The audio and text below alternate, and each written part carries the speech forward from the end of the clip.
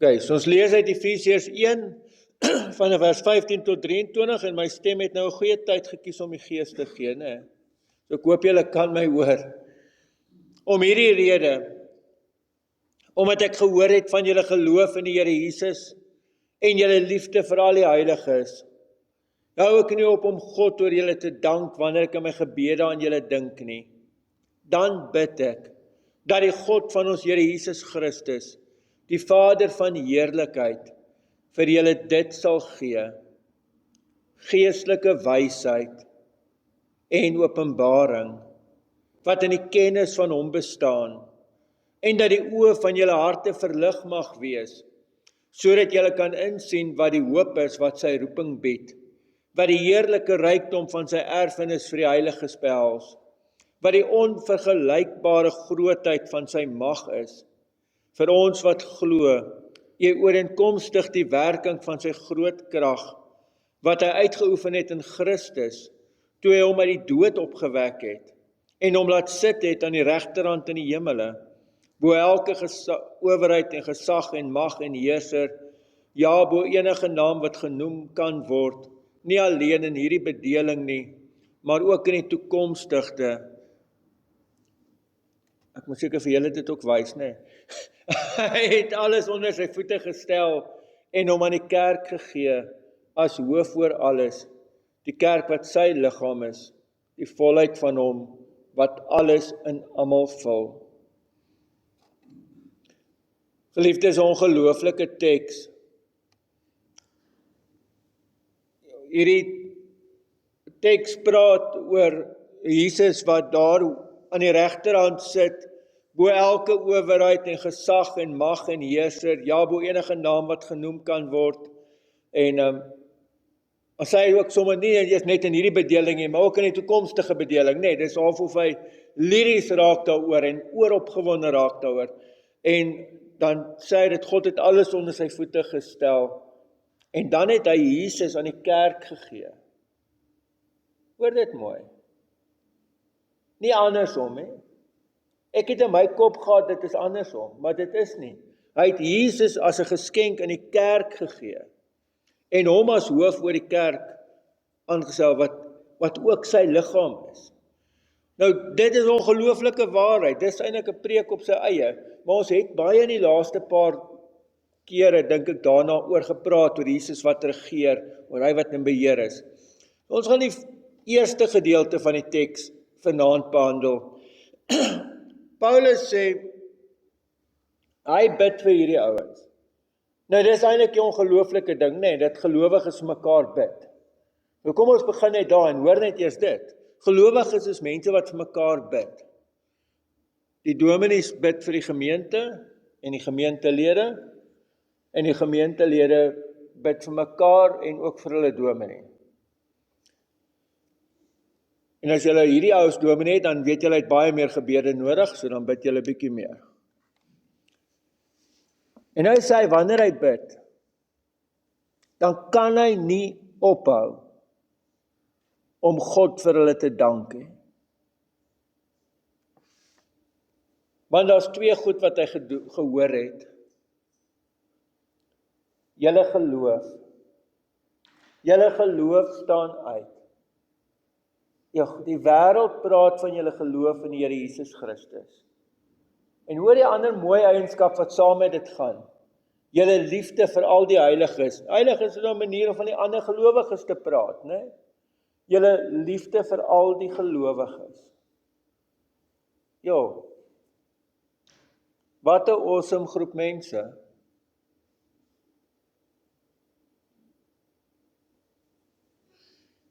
Ek weet nou nie of hy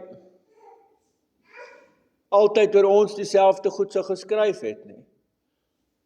Nee, ek hoop maar 'n bietjie van dit. Ek hoop dat daar 'n bietjie van dit sal waar wees in ons en dat Paulus dan 'n bietjie van dit vir ons sou geskryf het ook. Maar ek wil hê julle moet besef, hierdie is 'n baie spesiale groep mense. Dis mense wat aan die Here behoort. Dis kinders van God. As jy nou 'n onderskeid wil maak, as jy gesê het, ja, dis wedergebore Christene, né? terwyl in my oë is alle Christene wedergebore, anders kan jy 'n Christen wees, maar dis 'n debat vir 'n ander dag. Maar jy sal van hulle gesê, dis nou wedergebore kinders van die Here, dis mense vol van die Gees, dis mense wat, ek kan sien hulle behoort aan die Here. En vir hulle bid hy, ek gaan vra dat die Vader dit vir julle gee, geestelike wysheid en openbaring. So jy moet verstaan, dis nie gelowiges of wie daar enigiets fout is of jy dit bid nie. Hierdie is, ons sou gesê, dis modelgelowiges, ons sal wat wil gee om hulle voorbeeld te volg, né? En dan bid hy vir hulle vir geestelike wysheid en openbaring,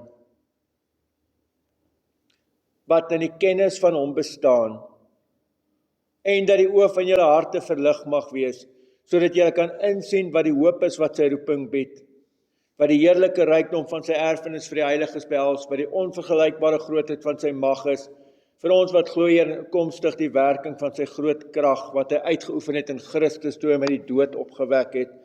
As ek dit alles so lees, dan klink dit vir my verskriklik mooi, maar dit klink vir my verskriklik verwarrend ook. Is dit net vir my wat dit so klink? Of verstaan julle dit alles?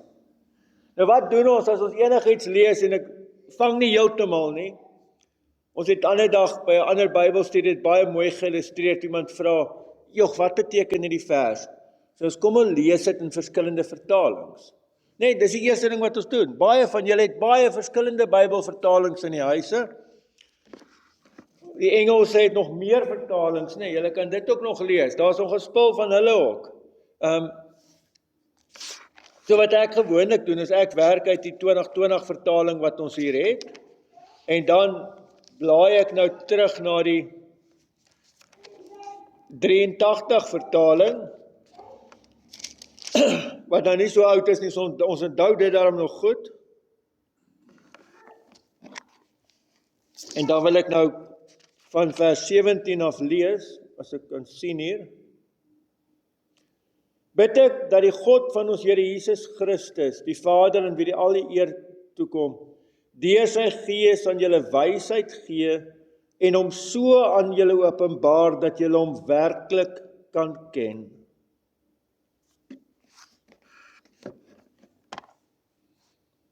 Geestelike wysheid en openbaring, sodat julle hom werklik kan ken.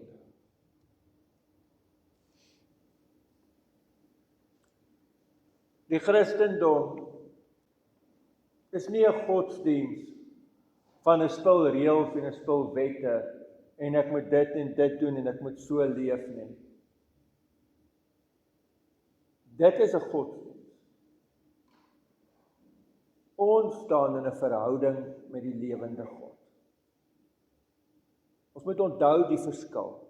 Daar's 'n massiewe verskil. As dit gegaan het oor goed wat ek moet reg en verkeerd doen, dan het ek dit nie gemaak nie.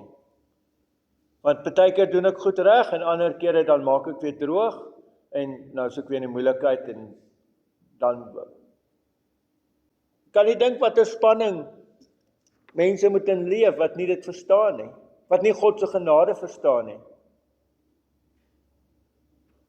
Die moslems glo daar's 2 engeltjies wat saam met jou loop die hele wêreld deur. Nie om jou op te pas nie, maar om op te skryf wat jy doen. Die een skryf die goeie goed op en die ander een skryf die slegte goed op, en dan as jy doodgaan word dit op 'n skaal gesit en dan moet die goeie goed daar meer weeg. Kan jy dink om daar onsekerheid en spanning te leef? Jy's nooit goed genoeg nie. Jy's nooit aanvaar nie. Paulus bid dat God self ons hierdie openbaring sal gee, sodat ons kan verstaan wat dit beteken om hom te ken, en dat ons hom nog beter kan ken. En ons ken mekaar nie, totdat jy met mekaar 'n pad loop. Dis dieselfde met God, dink ek. Daar's 'n groot verskil van ken en weet van. Nee, ek weet van baie mense in die dorp. maar ek ken baie min, wat ek regtig ken, né? So, en selfs van julle wat ek al beter ken, ken ek ook maar net stukkies nog. Om mekaar regtig te ken, moet jy 'n intieme pad met mekaar loop. So hy bid dat ons dit kan insien. Kom ons kyk, wat is die tweede ding?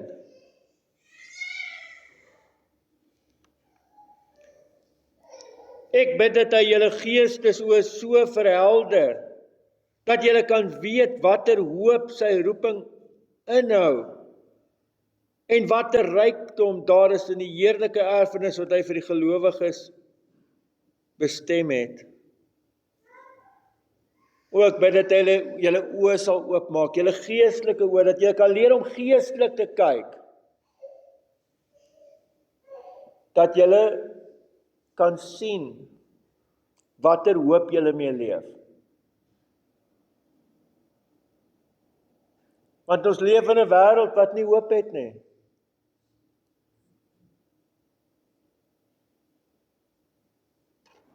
Ek kan nie vir julle sê hoeveel praat ek met mense wie se familie en naby familie aan hulle selfmoord gepleeg het nie. Want hulle het nie hoop nie. Hoeveel ander mense sien het nie 'n uitkoms nie. En baie keer as ons in omstandighede vaskyk, dan voel dit, waar's hoop?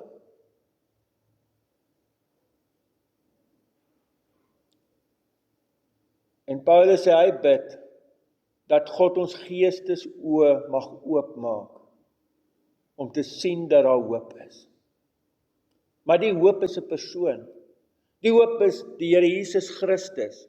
Ons het nie 'n ander hoop nie. Ek hoop regtig dat hulle begin om skelms te vang. En as ek hierdie pad ry, dan wil ek mal word, want almal oortree elke reël wat daar is, en ek hoop hulle wil iets begin doen aan dit, maar hulle gaan nie. Ek hoop ook my rugbyspan gaan wen, maar ek weet ook nie of dit gaan gebeur nie. Hulle maak terug. Verstaan jy hoe gebruik ons hoop? Die Bybel gebruik nie hoop so nie. Die Bybel gebruik hoop in die sin van 'n absolute sekerheid, 'n absolute wete dat die Here Jesus Christus in beheer is. Dis nie maar my hoop dat die Stormers nou weer gaan rugby speel en wen, is baie sterke wens, né?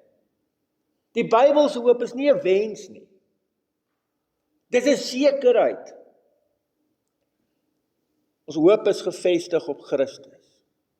En baie plekke skryf Paulus, en die hoop beskaam nie. Né? En die heerlike erfenis wat vir ons wag. Nou kan ons maar net partykeer droom oor dit ook. Net droom jy partykeer daaroor. Hoe gaan dit lyk as jy by die hemel kom? Hoe gaan dit lyk om daar voor God te staan? Gaan ek hom nog al die vrae wil vra wat ek nou dink ek gaan hom wil vra? Nee? Droom bietjie oor die God.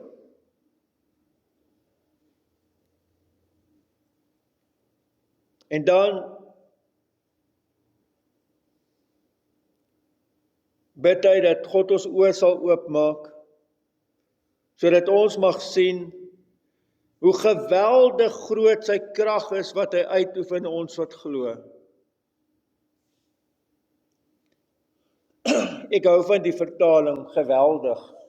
Hoe geweldig groot sy krag is wat hy uitoefen in ons wat glo. En dan word hierdie krag gedefinieer, en hy sê, dit is dieselfde kragtige werking van sy mag wat hy uitgeoefen het om Christus uit die dood op te wek. Snap jy dit? Dat dieselfde krag wat Christus uit die dood opgewek het, in my en jou aan die werk is. Maak nie vir my heeltemal lekker sin nie. Maar Paulus bid dat God vir ons sal wysheid, onthou julle daai woord geestelike wysheid, dat hy geestelike wysheid vir ons sal gee, dat dit tog vir my kan sin maak, dat ek verstaan hoe geweldig groot sy krag is wat werk in ons. Dan kan ek eintlik nie sê, ek kan nie iets doen nie. Ek kan nie reg kry om op hom te vertrou of wat ook al te doen nie, want God gee dit, sy geweldige krag maak dit moontlik. Daarom bly ek bid vir mense om tot bekering te kom. Al dink ek, dit gaan nie gebeur nie, daar gaan nooit verander nie. Maar dink ek, maar vir God is niks onmoontlik nie. God se geweldige krag kan in daai mens werk.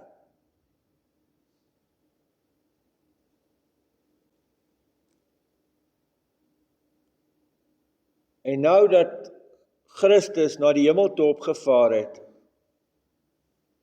werk daai krag in ons deur die Heilige Gees.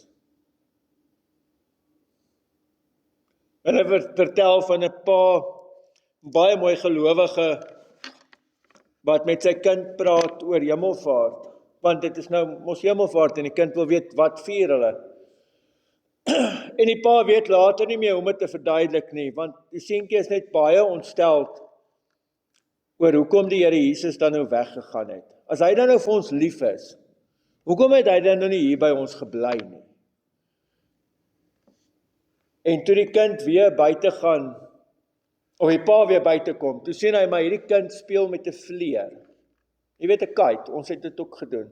Nou ek onthou dit goed, hoe ons ook uitgewerk het, as jy dit aan 'n visstok sit. Want ons het mos nou maar sulke goed, wel ons in ons huis is daar baie visstokke.